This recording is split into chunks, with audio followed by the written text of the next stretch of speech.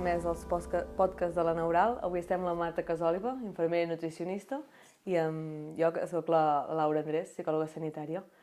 I la idea del podcast d'avui, Marta, és poder parlar de la grassofòbia, que és aquest concepte que últimament s'està començant a entendre, i t'hem volgut convidar tu perquè, com a nutricionista i infermera, dins de la consulta tens aquesta visió de la salut no centrada en el pes i tens en compte com tota l'àrea biopsicosocial de la persona, no? Per començar, no sé si t'agradaria començar explicant què és això de la grassofòbia. Perfecte, moltes gràcies, Laura.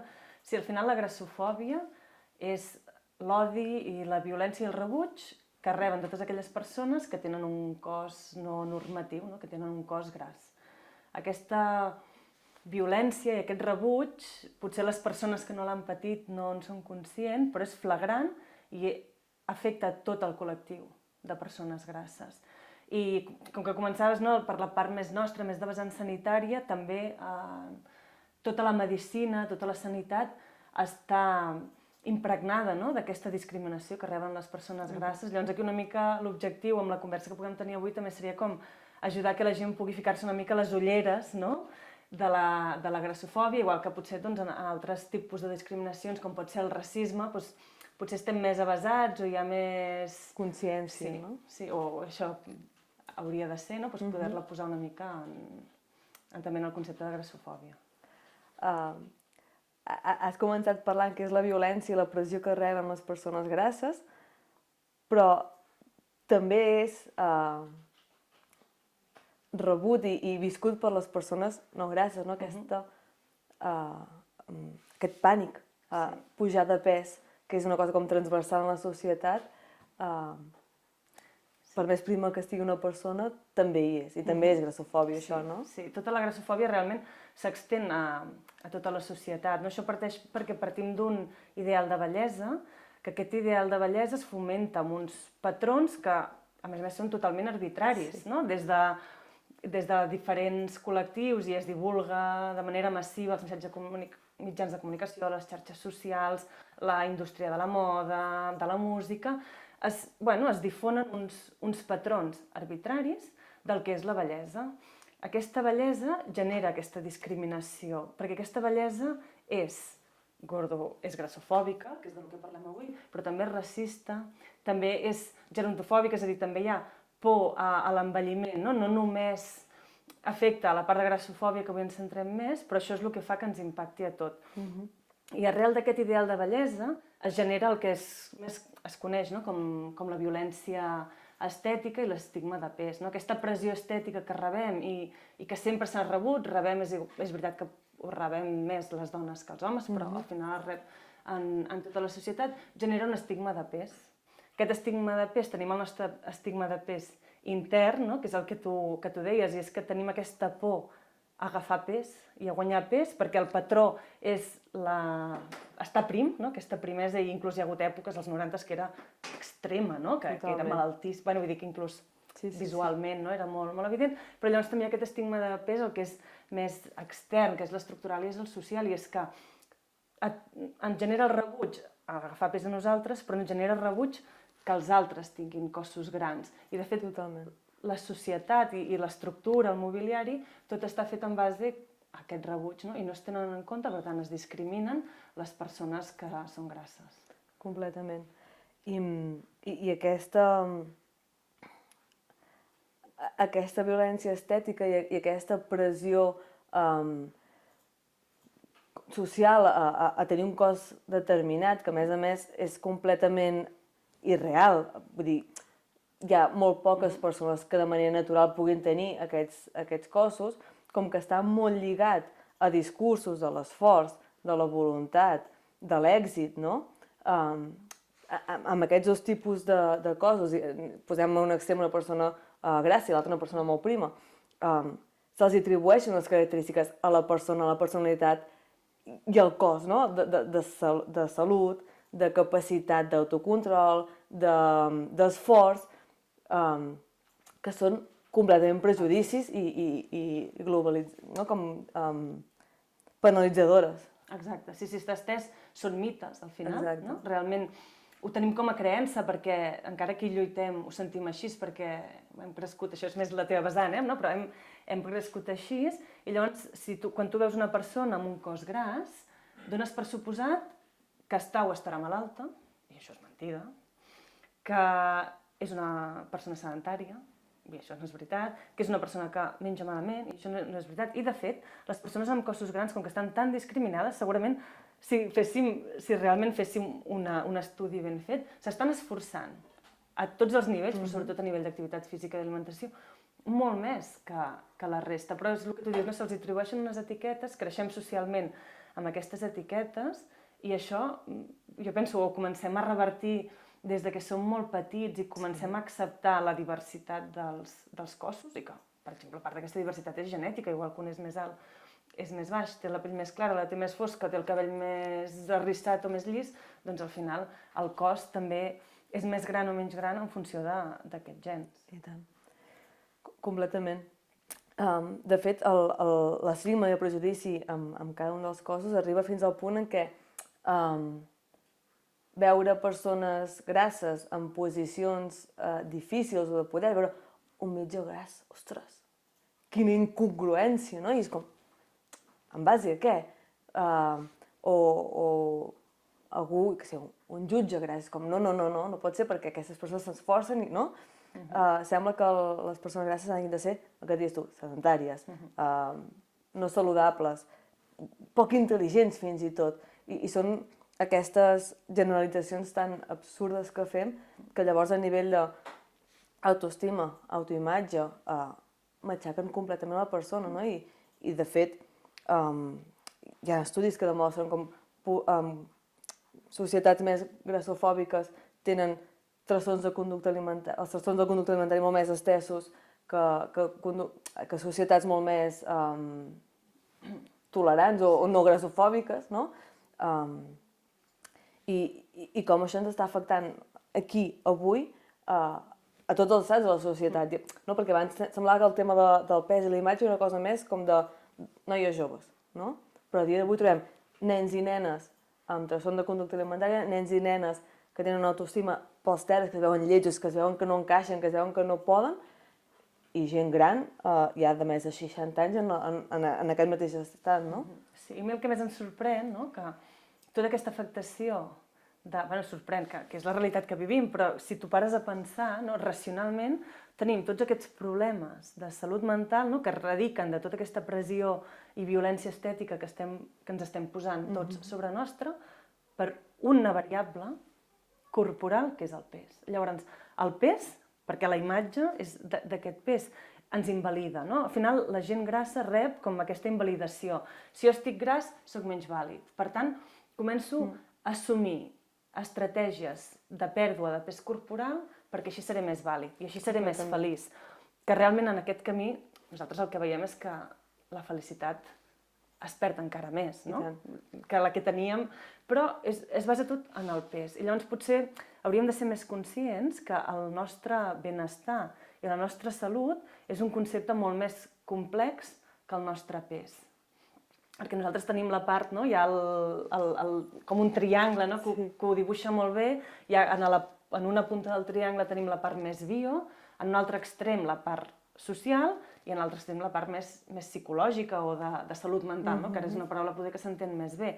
I com en la conjunció d'aquestes tres, en intentar trobar un equilibri entre la part més biològica i la part més psicosocial, és on segurament ens és més fàcil trobar aquest benestar i a la salut. Perquè no hi ha salut bio, és a dir, no hi ha salut corporal sense salut mental o sense un bon entorn social, no? Completament. I de fet és una cosa que crec que en els últims anys cada cop s'està donant més importància, i si no més importància, com a mínim s'està parlant més de la importància de la psicosocial, no? Però, clar, nosaltres des de salut mental fa molts anys que veiem com amb el pretext o amb la cosa aquesta de que hem d'aconseguir un pes perquè això és lo saludable, ens carreguem la salut pel camí. I moltes vegades amb recuperació de trastorn de conducta alimentària i en tenir uns hàbits alimentaris saludables de veritat i un exercici físic saludable de veritat, el que hi ha és una recuperació de pes i uns estàndards, no? O sigui, com una figura estètica lluny d'aquests estàndards de bellesa que poder, sense arribar, no, amb les categories aquestes de l'índex de massa corporal, poder sense arribar a sobrepès o obesitat, però no, amb un índex de massa corporal poder, que no és la talla 38, no? Però que aquí és on hi ha la salut. Aquí és on la persona pot alimentar-se i gaudir de l'alimentació i menjar en companyia, fer un exercici físic que sigui des del gaudir, perquè vaig a caminar i no faig 6 hores amb aixecada de gimnàs cada dia.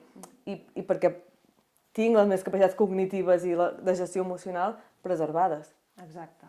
Sí, és que és de fet d'aquest punt de la pèrdua de pes, no? que dèiem, no? D'aquesta grassofòbia, aquesta violència estètica, aquesta pèrdua de pes, on l'inici d'una dieta, amb restricció alimentària, perquè, clar, no? S'entén que si fas dieta en aquest concepte de restricció alimentària i no de teràpia amb algú que està malalt, és on es pot desencadenar, no? Tot aquest trastorn de conducta alimentària i el tornar a aquest estigma que dèiem, no? de que ens fa por agafar pes a nosaltres i tenim rebuig a que la gent del nostre entorn s'engreixi, no? I això, ho repeteixo molt perquè crec que és com molt important tenir clar que tots, encara que intentem posar-hi consciència, això ho tenim, el del propi i l'extern, genera un manteniment d'aquest trastorn de conducta alimentària. I fa, no, això que tu deies, que poder tornar a recuperar un pes corporal, poder tornar a disfrutar de menjar amb els amics, de no haver d'estar comptant, de no haver d'estar restringint, sigui tan i tan complicat, i cada cop més l'índex de trastorns de conducta alimentària, com tu dius,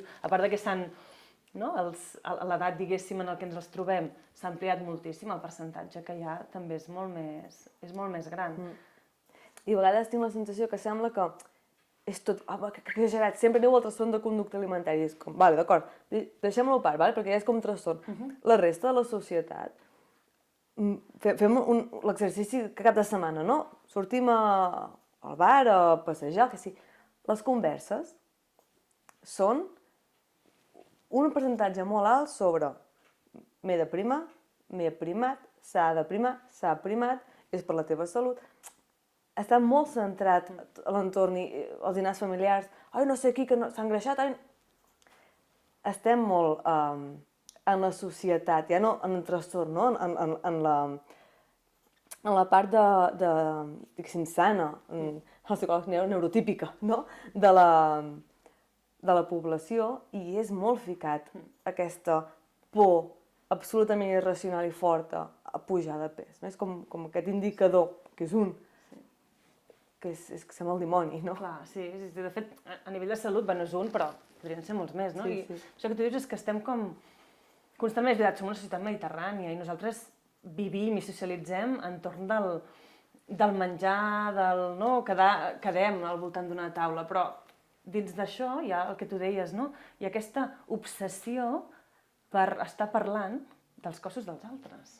Els cossos dels altres, jo no crec que hagi de ser un tema de conversa de la resta, no? Cadascú, si s'aprima, si s'engreixa, ens podem preocupar per la salut d'algú i pot ser alguna que nosaltres, no? Si veiem de cop que algú s'ha primat molt de cop o s'ha engreixat molt de cop, doncs, ostres, potser darrere hi ha alguna cosa emocionant i ens podem preocupar de la gent, però jo no sé per què tenim aquesta obsessió en anar parlant dels cossos dels altres, perquè al fer això, quan ho fem hem de ser conscients de davant de qui ho estem fent, perquè hi ha gent que està encara amb salut, però potser al llindar de començar a tenir una malaltia de salut mental relacionada amb l'autoimatge, amb la imatge corporal, amb un possible trastorn de conducta alimentària, que aquest input constantment aquests quilets de més, si anessis a caminar com feies abans, doncs potser els perdries. És que tu això no ho saps, no? Llavors, com parlem des de la ignorància sobre els cossos dels altres, i penso que és una cosa que fem tot, tampoc ho estic dient des de la culpa de... Bueno, és el que dèiem, no? Com crescut una mica així. Exacte, culturalment hi és, això. Sí, llavors potser podria ser interessant treballar-ho des de les infàncies, perquè penso que familiarment, evidentment, traspassem tot, no? A casa o les escoles, els nens, llavors, igual que poder es treballen altres aspectes per intentar no generar certs prejudicis i evitar discriminar segons quins col·lectius, però jo no crec que s'estiguin tenint en compte la grassofòbia, o sigui, no crec que s'estigui educant a la infància, a les escoles, des de les ulleres aquestes de la gordofòbia que deia.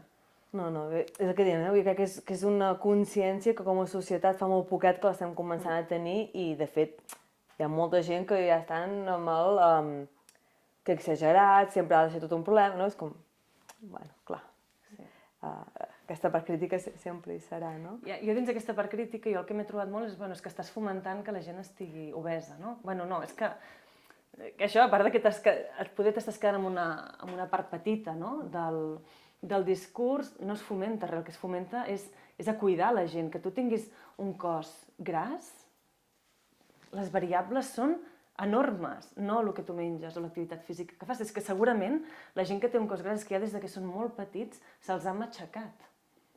Una crema de verdures és que gent que pensa que no té, no, jo em trobo a la consulta, que no té restriccions, en té allò gravades a fuego, no?, que es diu. Jo no puc menjar hidrats de carboni. Clar, una crema de verdura amb patata m'hi puc ficar, si és que quan jo tenia 5 anys em deien que la meva germana sí, però que jo no, perquè el meu cos era més gran, i simplement era un cos més fort, o més ossat, o més alt. Amb la canalla no pots encara entrar aquí. Està clar que si hi ha una persona que té uns hàbits molt perjudicials, pots atacar des d'aquí, però no des de la vessant del pes. Sí, no, completament. De fet, amb això que dius ara de la infància, crec que tenies una recomanació d'una guia... Sí.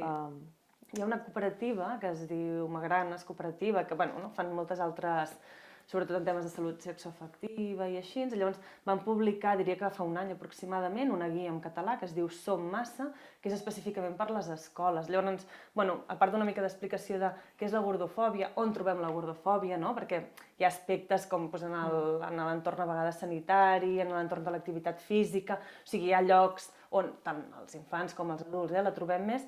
Hi ha inclús un test, no? En aquest cas, com que està molt adreçada a les escoles, és més perquè el docent s'ho plantegi, que les primeres preguntes és a les cadires de la teva aula hi queben? No? I estan fetes per totes les mides, per tots els cossos? No? Perquè això, clar, t'ho imagina't que ja des de petit, quan vas a la cadira on t'has de sentar al metge o a l'escola, el teu cos ja no hi cap bé. Ja et queden les marques clavades, o quan ja ets més gran anar al cine és un problema. Imagina, quan parlàvem de violència a l'inici, això, llavors, aquesta guia, penso que a més és està feta de manera molt amable, que sigui fàcil de llegir, i almenys encara que no es vulgui aprofunditzar, però fer una diagonal, perquè jo penso que et dones compte de coses que simplement no n'ets conscient, perquè si no pateixes la discriminació, no n'ets conscient. Sí, i tant. Molt interessant aquesta guia i tant de bo s'extengui a totes les escoles. Sí, llavors també a nivell de... Hi ha una activista que es diu Magda Piñeiro, que a les xarxes socials és molt activa i que ha participat en la creació de guies, inclús la primera que hi ha a nivell estatal, que és la de les Canàries, que és una guia contra la grassofòbia, que també és molt interessant, a més és molt fàcil, ho fa des de l'humor i penso que és molt bona, i ella és una persona del col·lectiu que al final és qui més pot explicar i pot lluitar contra això. Precisament ara, abans de gravar, parlàvem de com lliguem el cos d'una persona grassa a falta de salut, i just fa pocs dies havia penjat ella mateixa un post amb aquest toc d'humor que la característica, dient com que preocupa la meva salut, no? I llavors ella presenta com, no sé si 6 o 7 titulars de notícies de coses que tenim molt normalitzades a la societat, que són extremadament nocives per la salut, però que no passa res. No? Com la quantitat de morts anuals que hi ha a Espanya per l'alcohol, la qualitat de l'aire, el trànsit, no? Com aquestes coses que tenim normalitzades i que ningú parla de, ostres, ha begut molt alcohol aquest cap de setmana, no? El no sé qui. Això no es diu, ara, hòstia, 3 pizzas, bueno, 3 pizzas potser són molt, no? Però, vull dir, has menjat massa, això sí que es comenta. Clar, dins dels determinants de salut, que per exemple la qualitat de l'aire, doncs, hi és, no? Que és una mica el que ella com intentava exposar i les morts que generen. Ostres, si tant et preocupes, no? Perquè dins d'aquest punt d'això que dèiem, no? És que esteu fomentant l'obesitat, és que ens estem preocupant per... Bueno, preocupa't per altres coses que potser sí que tens com a opció a fer i que són clarament també determinants, no? Que des de l'OMS i des de la Unió Europea es fomenten. I potser és que aquella persona és el seu cos, I genèticament és que es coneixen que hi ha gens, hi ha marcadors genètics que, o sigui, s'han fet molts estudis i és veritat que a mi el nom no m'agrada perquè li diuen els gens de l'obesitat, no? I aquí ja ens estem equivocant. Però hi ha marcadors genètics que et diuen per què una població que està fent exactament el mateix, que viu en el mateix lloc, que té el mateix entorn social, perquè tenen cossos de diferents mides. Bueno, doncs que hi ha gens que clarament marquen com són i hi ha cossos grans, i són cossos grassos, i si és el seu cos i estan així predisposats genèticament, doncs han de buscar la seva salut i el seu benestar dins d'aquell cos. No anar matxacant, perquè és el que veiem aquí, no? Que aquesta violència i aquesta pressió estètica fa emmalaltir de manera molt greu a aquest col·lectiu. Completament.